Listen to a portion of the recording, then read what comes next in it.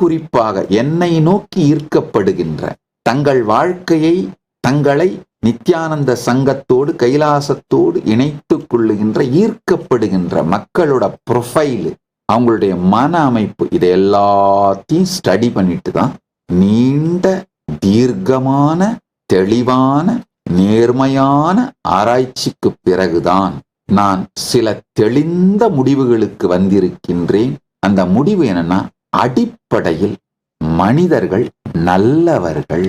அவர்களுக்குள்ளிருக்கும் நல்ல தன்மையை முழுமையாக நாம் விழிப்பித்தோமானால், உயிர்ப்பித்தோமானால், கிரைம் ஃப்ரீயா, கிரைம்ஸ் பண்ணாம வாழறது மட்டுமல்லாது ஆனந்தத்தாலும் நன்றியாலும் உற்சாகத்தாலும் ஈடுபாட்டாலும் பக்தியினாலும் மிக பெரிய பங்களிப்புகளை, சாதனைகளை, நற்செயல்களை நித்யானந்த சங்கத்திற்கும் கைலாசா நாட்டிற்கும் செய்கின்றார்கள்.